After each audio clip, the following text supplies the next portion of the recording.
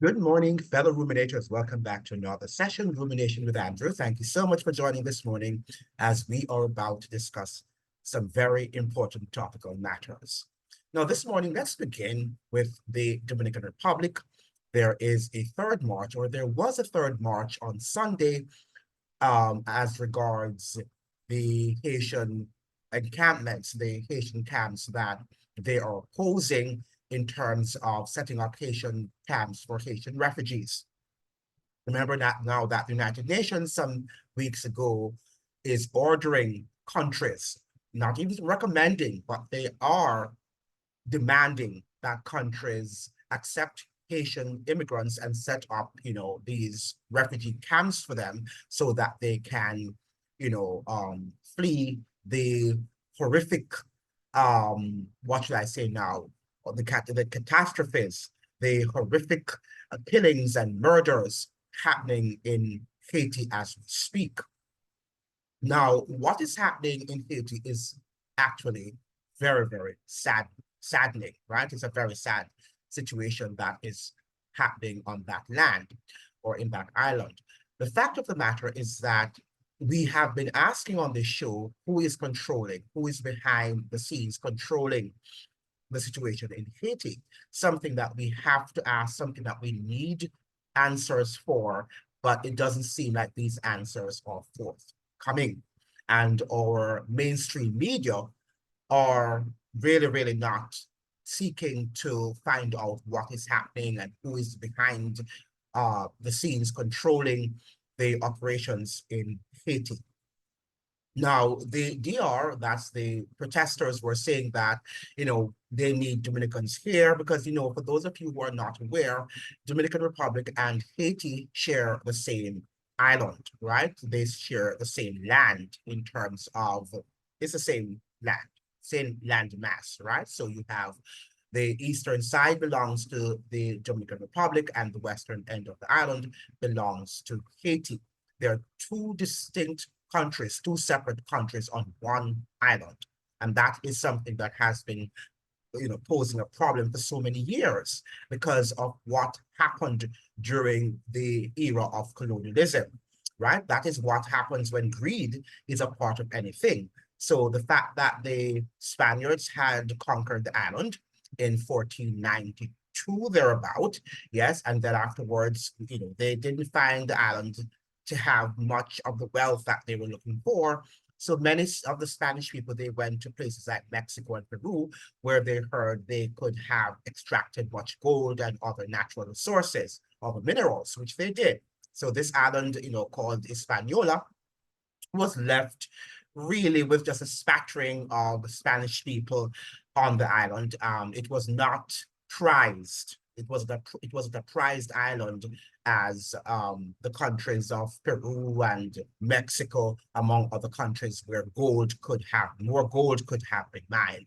Ironically speaking, we see where now Barrick Gold, a company from Canada, is here, and they seem to be mining gold. Right? And the Dominican Republic seems to be the primary country, according to what I'm reading, or the top country in the Caribbean for the mining of gold. Right, something that is interesting. We've heard also that there are minerals in Haiti, including gold. So we don't know how is the primary, the top one. Have they yet explored Haitian minerals? I don't know because we hear so much going on. We can't verify what is happening, but that is what are some of the allegations, I should say, because some of the rumors, right? We hear that lots of resources, natural resources, are actually in the country of Toussaint Louverture. Now, we do not know where this is going to end. We do know that next week, Wednesday, there is election. We have the general elections coming up in the Dominican Republic. And so I think the citizens are pressing their leaders and letting them know that, if they support Haitian immigration to this country, they are going to probably lose their seats. I think that that's the message that the protesters were sending their leaders, because next Wednesday, most Dominicans will be heading to the polls, right? Where they will exercise their franchise, right? Their political franchise, right? Because according to what the political world says, it's a democracy, right? So they have to make sure that democracy is strengthened, right? And in November, the United States citizens will also be heading to the poll where they will also strengthen their democracy, because freedom and democracy are important for our world, right? They're important ingredients in which our people can feel safe and they can be free, right? Because these are the only ingredients for freedom, aren't they? Now, that is something that you need to be aware of. I saw something in the Dominican today that I thought was interesting, and I think I should share that with you. There's so much I want to share this morning. I don't think I can share everything because it's just too many things, so many things happening in our world. And I don't even know if I'm going to be able to pull up this right now, what I'm trying to show you, right? Because I have so many things, so many windows here opened, and I know that most of them I will not be able to share, right? But what I can share, I'll try to share. But look at this now. Look at how this country, the Dominican Republic, is so much, it is a stark contrast to Haiti, right? So it's a stark contrast to Haiti. In the Dominican Today, that's the Dominican Today online, and this is the English version of the paper. But it says here that the Honorary Consul of Malaysia, Fernando Gonzalez Nicolas, affirmed that the Dominican Republic offers an attractive business and investment climate. He affirmed that the country's economy is based on pillars, such as the tourism sector, which attracted more than 10 million tourists last year. I thought that this 10 million tourists last year was something very interesting. And so the DR attracted over 10 million tourists last year, right? And I wonder how many tourists Jamaicans attracted last year. And the DR doesn't have the Bob Marley effect, right? The Bob Marley boomerang and the Bob Marley boom, right? And that sort of Bob Marley effect that Jamaicans say that if it were not for Bob Marley, we might not have had lots of tourists going to Jamaica, right? But in the DR, right? And some people might say, oh, well, the DR is a bigger country.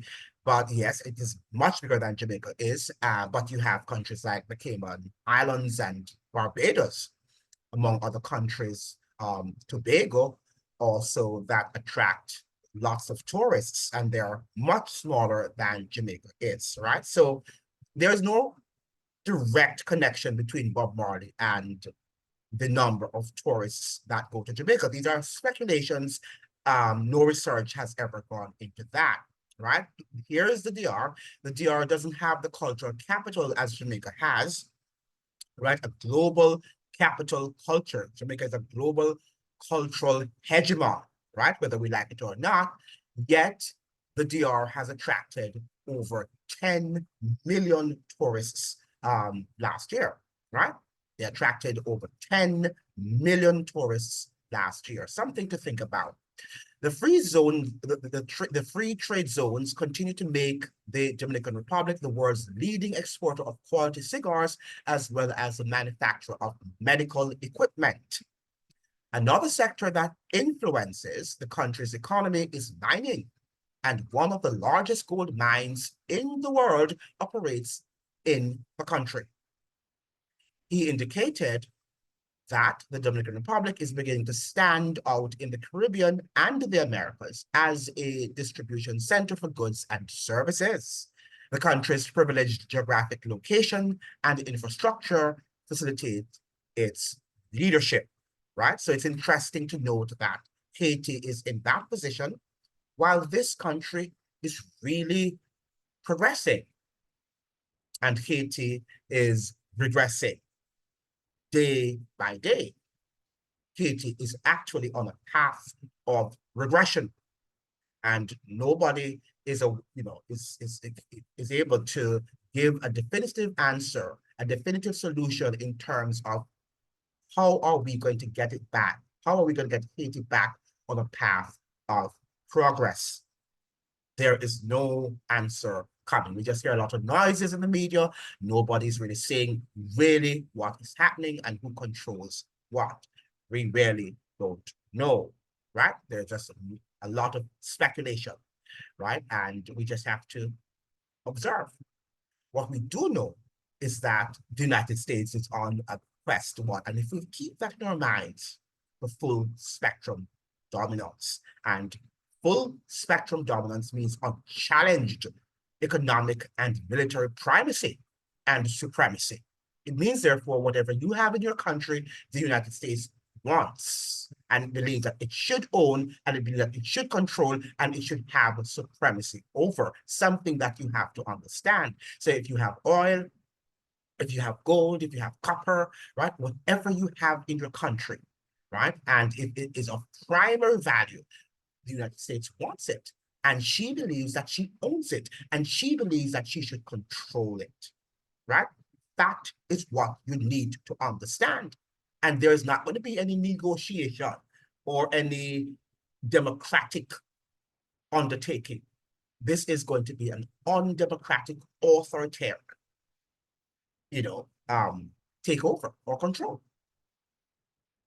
Right? So you can sit there and think that you control your country and everything that you have, wow, let's welcome ExxonMobil, right? And let's welcome Barrick Gold, because we are going to control the resources and we're going to become rich, right? This is a new form of colonialism. We call it neo-colonialism, neoliberalism, in which the descendants of former colonial powers, because they are the descendants, are taking over, and they are moving aggressively as they have what? More technologies, right? And the world is more interconnected than it was when Christopher Columbus came to our shores, right? So it's time for us to wake up to understand that we are living, rather, as it were, in a new dispensation. And you've got to wake up. You've got to wake up. And many of you are still fast asleep because you love to sleep and you do not like to exercise your minds. You want to be in a permanent state of coma, right? And many of you are, yes. You're walking, you're just living ducks, just walking, but you are not aware of what is taking place around you, right? And you have to be conscious, have to have that level of consciousness. Very important that you develop that skill. Now, let's move on to another story, because the Dominican Republic has been in our conversation, and we have spent enough time on that. I just saw this before I move on. Yeah, before I move from the Dominican Republic, right, the leading economy in the Caribbean, right, this country attracted over 10 million tourists last year. So it is a global tourism, what should I say now, powerhouse, right? The Dominican Republic, right? A global tourism powerhouse, right? In the Caribbean and perhaps in the world, right? Something that we have to take attention and we need to be aware of, right? And pay attention to, right? Let me remember my prepositions and use them accurately. Right? Okay, good. Now let's go on to what this article is saying. Now, this guy, let me share my screen so that you can see who I'm talking about, right? Because we're still on the DR. We want to move from the DR, but the DR is saying, don't move yet because we are a powerhouse. So you have to stay a little longer with us. Now, so this guy is, I forgot his name, but I think he is, yeah, Miguel Vargas Maldonado, right? So it's Miguel Vargas Maldonado, and he is the president of the PRD, one of the political parties here in this country, in the Dominican Republic. And he says the dumb rep presidential candidate rejects plans for Haitian refugee camps, right? So remember now that the Dominican general elections are slated for next Wednesday, that's May the 15th. So he's here saying he has to defend the position of the citizens, right? Because elections, and they have to speak what the citizens want them to speak, and what the citizens want them to hear, what the citizens want to hear, I should say. Now, the presidential candidate for the Dominican Revolutionary Party, right, that's the PRD, Miguel Vargas Maldonado, on Friday reiterated his position of rejecting attempts to install refugee camps for Haitians in the country. We reject any attempt to establish refugee camps for Haitians in the Dominican Republic, Vargas Maldonado said. Right? So he's rejecting. We are the ones who have collaborated and supported the Haitian people the most, but we cannot continue to be burdened with any solution to Haiti that has to do with the Dominican Republic. End of quote, right? So that is what Vargas Maldonado, right? Miguel Vargas Maldonado is suggesting, right? That is what, so he's defending the sovereignty of the Dominican Republic, right? And all the leaders have said much the same, right? From Leonel Fernandez, right? He is the leader of the force, what they call it now, the whatever force, the Fuerza del Pueblo, right? The force of the people, right? It's la fuerza del pueblo, right? He is the leader of that party, and the leader of the PRM, which is the current president, right? The current government is Luis Abinader, and he also has pronounced other speeches or previous speeches suggesting that he's not going to take on the Haitian problem. Remember now that Luis Abinader did not attend the CARICOM meeting in Kingston that was held on March 12th. He was sending a message to his base, right? To his Dominican base, his constituency, his political constituency, that he is not going to load himself with the Haitian baggage, right? That they have, because it is in fact a baggage, right? Haiti is a baggage in the Caribbean, and it's not of their making, right? We have to understand that it's not they who are controlling their own affairs.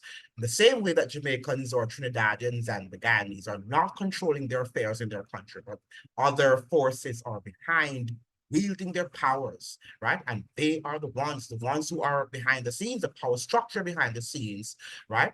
Is that which is wielding the power and running the show, right? Not the Andrew Holdeses and the president of the Transitional Presidential Council and Keith Rowley and all these people, right? These people are just the people that they have put there, the puppets that they have put there for you to look at. And you think that they are representatives of you, right? But they're not. The mere Buckleys and the Orphan, right? Ali's and stuff, these guys are just there, and they are occupying space, and they feel important. And of course they should feel important, right? Because they are the prime ministers and the presidents, right? But these are just titles, right? They are titles, and we should respect them. We should respect their titles and the office that they occupy, right? Very important that we show them or utmost respect, right? And I endorse that as on the show, and I do genuinely endorse that, right? That you respect your presidents and your prime minister. After all, it's very important that we have governments, right? Governments are essential if we want to maintain some semblance of order in our country, because we just only have to look at Haiti and we see that Haiti is in a very, very sad state, right? Because of a lack of a functioning government, right?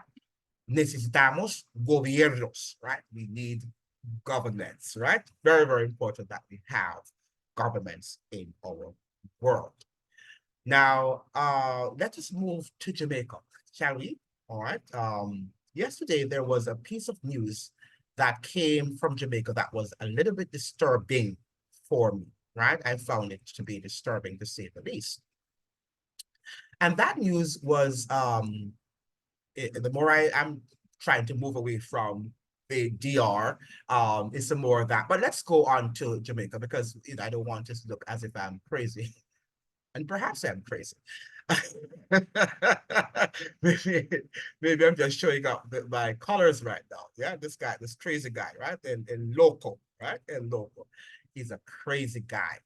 But this is coming from the Jamaica Gleaner. Let me share my screen with you and talk about narratives. When we read our news or we listen to our news, we have to listen to what?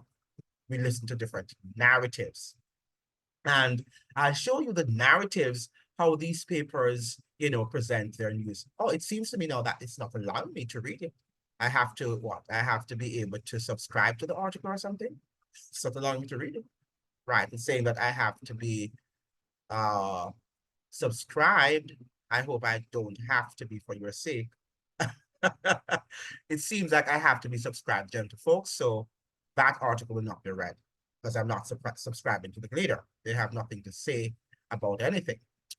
Neither the New York Times. I don't find them to be interesting papers. I don't think that they are credible papers for me to subscribe to anyway. All right, so we have here, the Gleaner suggests opposition wants answers about entry of 200 Indians to Jamaica. So I understand that this is also not allowing me to read. Let me see what's going on here. So according to what we have read, it seems that there were some unauthorized. Yes, this one seems to allow to do so. Unauthorized Indians who arrived in Jamaica. This is coming from the Cayman Mall Road online newspaper. Yeah, I think that is an online newspaper from the Cayman Islands. I don't know if it's from the Cayman Islands. Jamaican authorities are working with the Indian High Commission to repatriate over 200 Indian nationals who were aboard an unauthorized charter flight that landed in Jamaica from Egypt on Friday.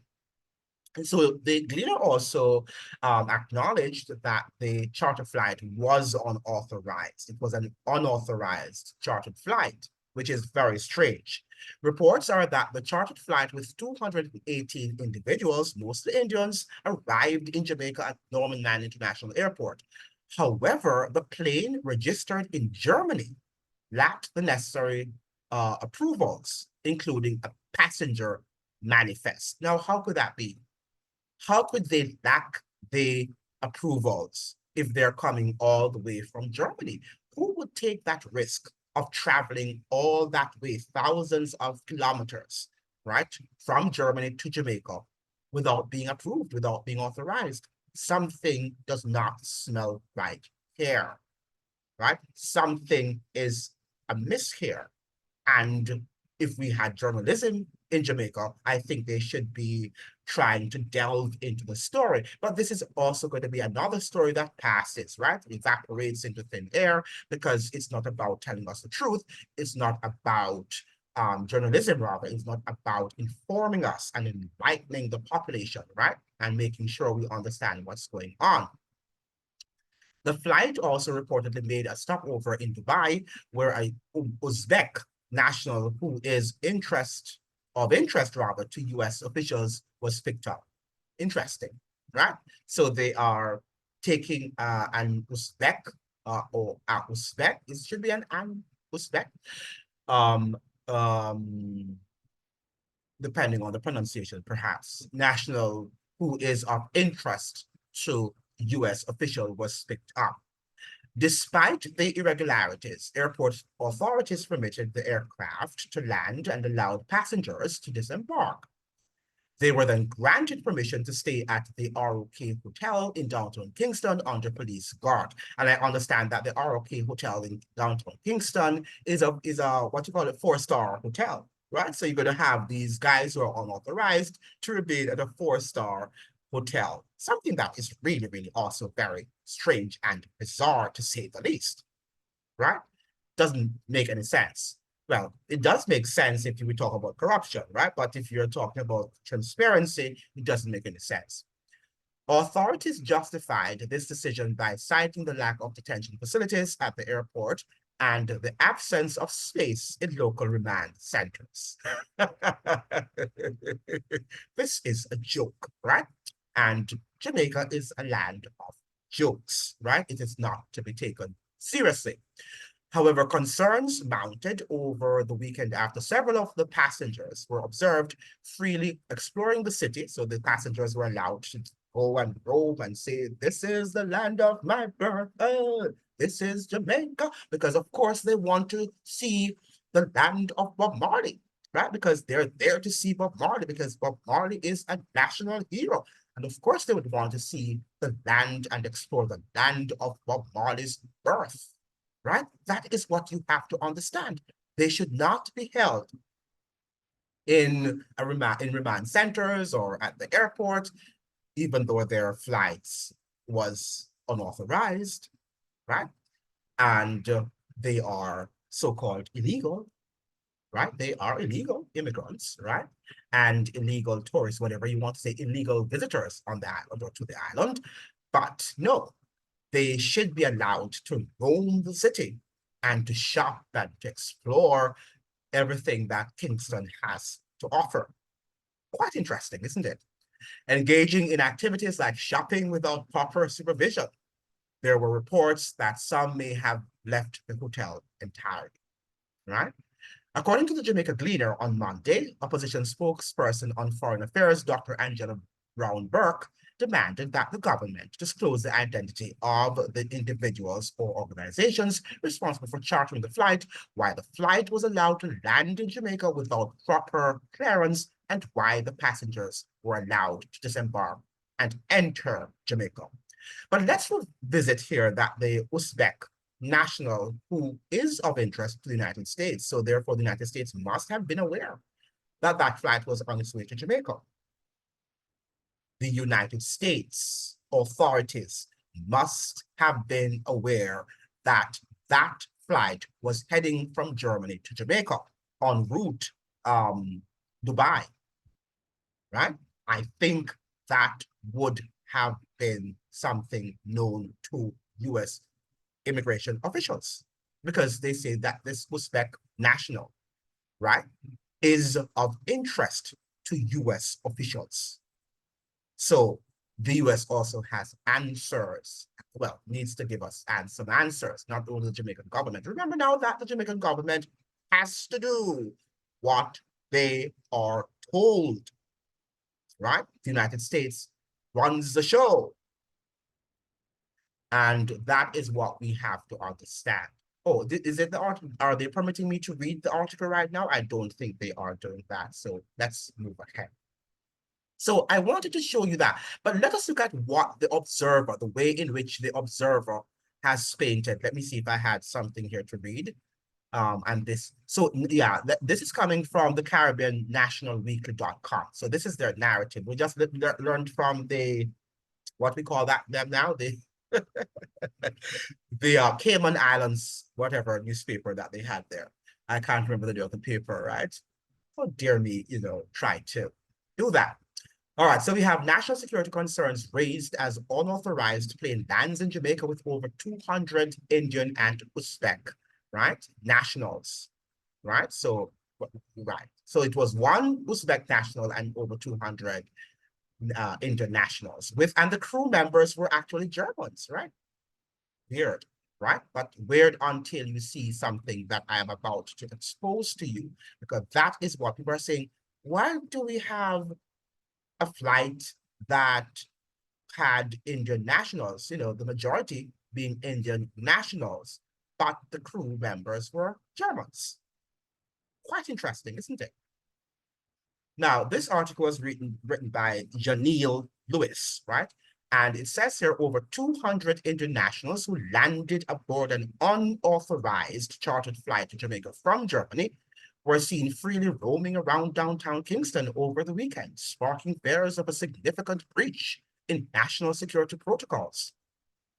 On Friday, the chartered flight with 218 individuals, mostly Indians, arrived in Jamaica at the Norman Manley International Airport. But the aircraft, registered in Germany, lacked the necessary approvals to land in Jamaica according to a passenger manifest. The charter failed rather to disclose that it was arriving in Jamaica to Jamaican authorities. It's weird. The charter failed to disclose that it was arriving in Jamaica to Jamaican authorities. Such a weird sort of sentence. The charter also had no arrangements to take the passengers back to their destination. Adding to the intrigue, the flight had made a stopover in Dubai. where the Uzbek national was reportedly picked up.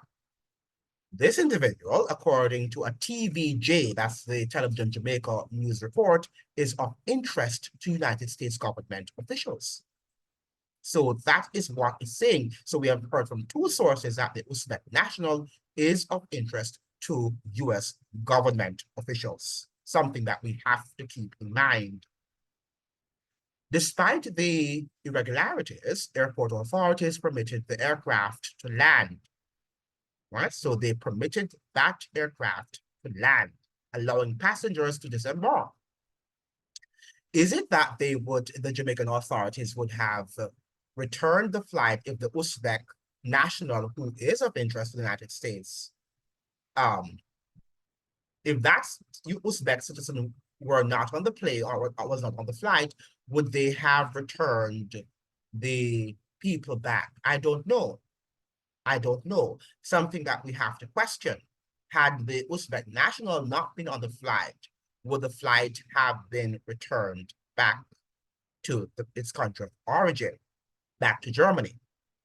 They were then granted permission to stay at the upscale, right? The upscale ROK or Rock Hotel in downtown Kingston. Never heard of that brand, albeit under police guard. Authorities justified this decision by citing the lack of detention facilities at the airport and the absence of space in local remand centers. So the same thing that we heard from the former source, right? Coming from the Cayman Islands paper. German embassy in Jamaica has intervened. The German embassy in Kingston is now involved in the matter as the crew members aboard are German nationals. Reports indicate that the crew members aboard the flight are disgruntled by the unexpected turn of events. Their initial plan was a brief stopover in Jamaica before continuing their journey. To where? Right? To where? Where are they or were they heading? Were they heading to the United States? Right? And that is what needs to be identified. There is something I want to read here. Why am I opening up let me close my thing. I should not have you looking at my email. You know, you're too fast. Now, let's go now to, I see this. Let me open it because I don't want you to be examining what is in my email. My email is off limits to you. Now, let's go to this source here. And then we're going to share our screen to look at what the observer is saying.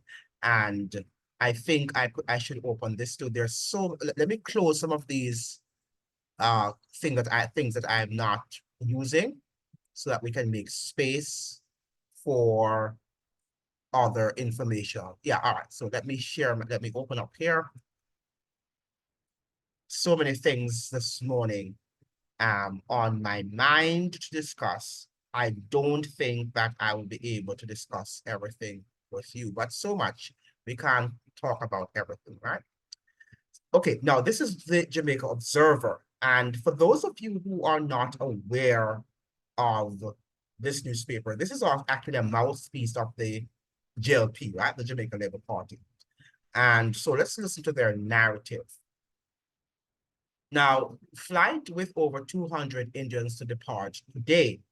And this is coming from Kingston, Jamaica, the 253. So they're now saying 253. We read in former papers that there were 218, right? But this is 253.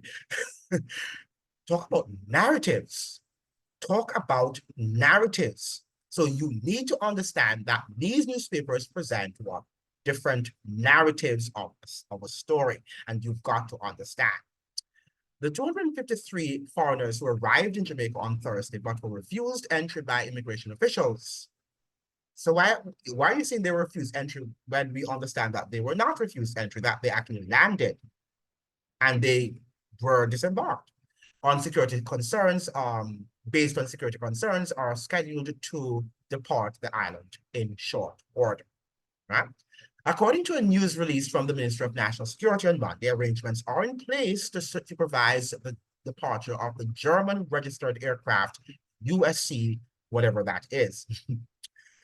The ministry noted that despite arriving on the island legally and having, Now they're saying that they arrived on the island legally when we have seen that they were not landed illegally, that the aircraft was unauthorized, as we have heard from previous sources, including the Gleaner. And having received the requisite approvals for operation from the Jamaica Civil Aviation Authority, the passengers, who are reportedly Indians, were refused entry by immigration officials based on security concerns uncovered during their processing at the airport. Is it because of the Uzbek national? We don't know. It was uncovered that upon landing in Jamaica, two passengers were on the flight that did not appear on the submitted passenger manifest. This reportedly prompted further investigations by the Passport, Immigration and Citizenship Agency, that's the PICA, in collaboration with the Jamaica Constabulary Force. PICA reportedly later shared that based on enhanced checks, the decision was taken not to grant the passengers leave to land in Jamaica. However, according to the news release, given the duration of the flight, as well as civil aviation regulations for the minimum rest period before clearance is given to safely operate, it was deemed impractical to detain the passengers in the plane or at the airport, right? Now, they were reportedly escorted to the hotel by law enforcement and immigration personnel. The passengers remain accounted for and are currently at the Norman Manley International Airport as they await their departure, the release said. Right? But we understand that some newspapers, which I heard, that it did happen that citizens did see these people, these visitors to the island. I'm not going to say that they're illegal right now, based on what the observer is saying, that they were seen in downtown Kingston shopping, right, and exploring the island. But now the newspaper here is telling us, that's the Jamaica Observer, that they landed legally. Only that two people were not on the passenger manifest. So that created the alarm, according to the Jamaica Observer, right? Now, who do we believe? I don't know. Now, look at this, and French authorities questioned 300 Indian immigrants from plane grounded over human trafficking fears, right? And I hope you're making the connection, because when I read the first information coming from the Gleaner about the landing of the Indians with the German crew, that was the first thing that came to mind. Human trafficking, right? That was the first thing that came to my mind. And I decided to do a little research. And I just shared this article. I can't share a lot that I have gleaned with you. So we have 4 French judges on Sunday began questioning more than 300 Indians traveling on a plane detained near Paris over suspicions of human trafficking, right? Over suspicions of human trafficking. By the way, there is a Jamaican Chinese, a Chinese Jamaican, a Jamaican Chinese, what do we call it? Yeah, whatever. Jamaican Chinese girl who is a lady, because she's a lady. She's not a girl. She is a lady online who reported that she did some informal research of lots of Chinese people in Ocherias who actually told her, in speaking to them, how they had gotten to Jamaica. And some of whom said that they were trafficked, right? They were trafficked from China to Jamaica. And they're there in these Chinese shops working for Chinese people, right? Something that you have to understand. And some of these foreigners, so-called foreigners that you see in the Caribbean, are sometimes trafficked people.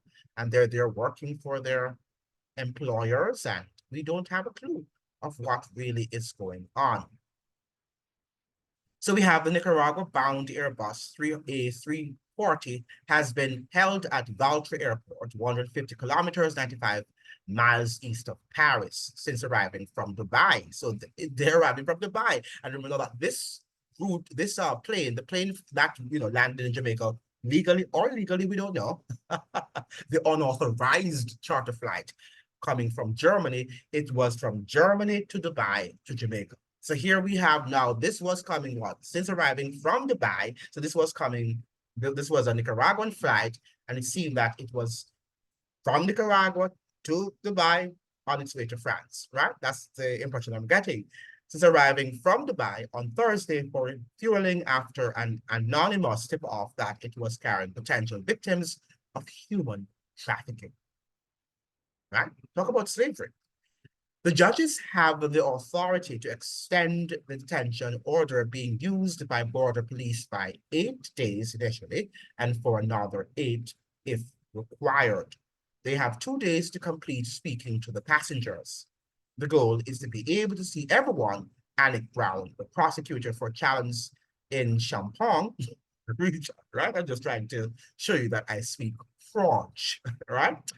The judges are being helped by translators. So I just wanted to present this to you to show you that human trafficking, right, is really a common um, occurrence, right? Something that happens daily, something that happens daily and is quite official, right? Even though they're pretending here that they're doing their work and stuff like that. But when I heard about the unauthorized flight that landed in Jamaica, and these people were staying at 4-star hotels, and they were, even though two of the passengers were not on the passenger manifest, I knew that something was not right. And it seemed to me that some trafficking was or is going on, right? From India to parts of of Dubai, wherever these people are being collected, right? Something that we have to be aware of. That trafficking is a multi-billion-dollar industry, right? It's a multi-billion-dollar industry. And we've got to understand a lot of things like slavery was also another multi-billion-dollar industry. And I don't understand why is it that people think that our governments are not involved in such, gross activities, in such despicable activities when slavery took place under the watch and approval of our governments. Why? Why do you think when we are witnessing some of the most corrupt political leaders of our days, corrupt to the core, that these things are not going to happen? And I'm not suggesting that this was what happened in Jamaica, but it is a possibility. It is a possibility, and it's something that we have to investigate. Why is it that an unauthorized charter flight coming from Germany with German crew, right, was allowed to land in Jamaica? And this person of this Uzbek national who was of interest to US government authorities, where is he now? Where is that? Well, he or she, where is that national, right? Has that national been sent to the United States? Did the United States government officials, the immigration officials, have any information as regards this spring? They should have, they must have, because if this citizen is being taken from Dubai or transported from Dubai, or yeah, because it's Uzbek national, but seems to have been living in Dubai. That's my understanding, right? Is that yours? Then moving from Dubai to Jamaica, I am sure that the US authorities should have been aware of that transfer of the flight on which this Uzbek national was being transported, right? They have to know. They have to have some form of information. But my understanding is that, the Jamaican authorities yesterday, they worked with the Indian High Commissioner, right? And he was able to send these people back home. Why do we have a high commissioner in Jamaica? Why not an ambassador? Is he an ambassador? I'm not sure, because we have a lot of Indian citizens in Jamaica, right? We have a lot of Indians in Jamaica, not as many as Indians as they have in Guyana and in Trinidad. But Jamaicans do have a lot, and a lot more have come in recent times, right? A lot of Indians, recently arrived Indians, at least from the beginning of the 21st century, have arrived in Jamaica to join the ones who have been there since the 19th century, right? So we should have by this time an ambassador. They should have a big embassy in Kingston. The Indians should have a big embassy in Kingston because they have a lot of people to represent, right? A lot of their nationals to represent. And the tourism sector, essentially, when you go to Ocho Rios and you go to Montego Bay, the craft and a lot of these stores are operated by Indians. And these Indians are recently arrived. They're recently arrived Indians. When you go there and you're talking to them, you realize that they're not Jamaican Indians, that they're actually Indian Indians, right? Who have recently arrived. When they open their mouth to speak, you know that they are not Jamaicans by any stretch of the imagination, right? But they mostly, they're the ones now who own a lot of the craft vending stores in Ocho Rios and in Montego Bay and around any of the tourist areas around the island, right? That's my understanding. That is my experience um, when I visit the island. So that's what I have to share with you. We have to pray for Haiti, right? And we have to, you know, uh, ask hard questions, ask our officials, why is it now that the multi-national force, which is on its way, the presidential council, which has been formed, but we don't know what its legal mandate and if it can control the gangs. I'm reading papers, I'm reading sources which are suggesting that these people are not going to be able to control the gangs. The Transitional Presidential Council, the TPC, will not be able to control the gangs. And they're wondering what's going to happen next, right? We're hearing also that the Haitian National Police Force is not going to be able to maintain order and security in that country because they do not have the equipment, right? They do not have the security equipment and tools to be able to do that. We learned that the gangs have more high-powered weapons, right? And what you call them now? Um, what's it? Yeah, guns and other things, right? Just use the word weapons, right? They have much more high-tech weapons than the members of the Haitian police force. Something that is very interesting and very ironic, right? Why would gang members have better weapons, right? And more high-tech weapons or weaponries than the than the police. And the United States police, well, the United States authorities rather, have given, based on what I've read, over $200 million or over 200, not dollars, but over $200 million, yes, donation. They've made over $200 million donation to in weaponry, right, in American weaponry to the Asian police force, right? So what sort of, donation was that? And these weapons, where are they? Why aren't they able to use these weapons to be able to combat crime and violence in Haiti and to control the gangs, right? This is something that we have to ask ourselves. But we must understand, regardless of what you want to think about Dominican attitude to Haitians, that they are not going to be able to solve the problem in Haiti. Dominicans are not going to be able to solve the problem in Haiti. And whether we like it or not, if Haiti becomes an insecure place, the Dominican Republic is going to be affected, right? Because it's one island. And it's not only the Dominican Republic, but other island nations, including Jamaica, including Cuba, and other surrounding islands will be impacted negatively, will be impacted negatively, right? There's no question in my mind about that, including parts of the United States, right? This is a humanitarian crisis. This is a humanitarian crisis, right? And we're watching it. And it's something that we need to be concerned about. Remember, we say also that this is just mere, what should I say now? A testing ground, that Haiti is a testing laboratory. And very soon, similar tactics will be used in the United States, in Jamaica, in Curacao, in Trinidad, in Grenada, and all around the world, right? And all around the world.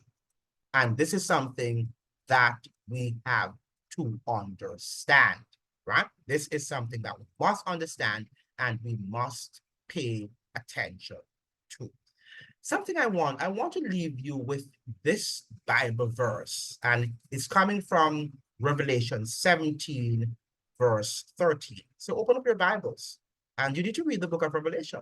Open up your Bible and delve into the books of Revelation and Daniel and learn therefrom. Now, but Revelation 17, verse 13 says here, these have one mind and shall give their power and strength unto the beast. Right?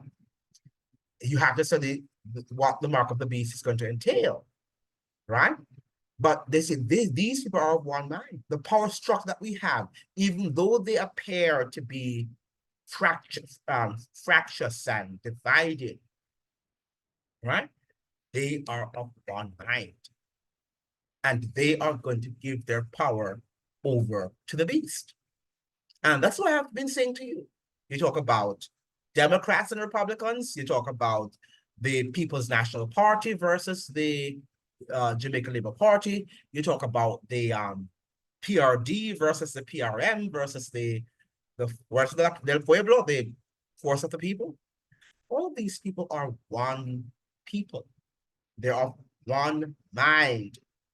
They love power and is to maintain the status quo, right? And to eventually give back that power structure back to the beast, right? They are just going to give in a submissive manner that power to the beast. And if you have studied the Bible, if you are a diligent Bible student, right? A diligent reader of the Bible, then you are going to see that everything is really coming together, as the Bible says, right? Everything, not even one, everything is coming together as the Bible intimated, right? So all of what you're seeing unfolding is what is prophetic, right? All of what is unfolding are prophetic manifestations, right? And we have to get our acts together, right? Sometimes we still aren't understanding, and I speak, and sometimes when I listen to what you're saying, some of you, I still understand that you are not trying to get your acts together. That you think that somehow the politicians are going to change the status quo, that they are going to listen to you because you are the rulers, right? Because you are the ones who elect them, right? But they are selected before you elect them, right?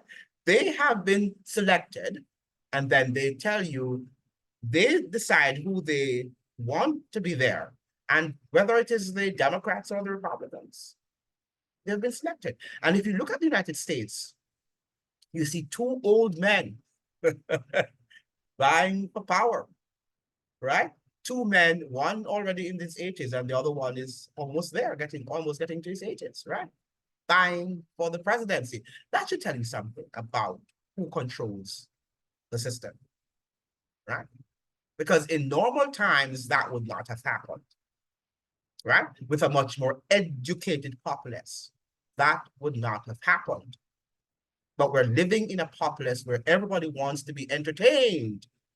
And I'm sure that the majority of Americans are sure about what the NBA and the is it NFA, whatever these things are, the National Football, NFL, right, league.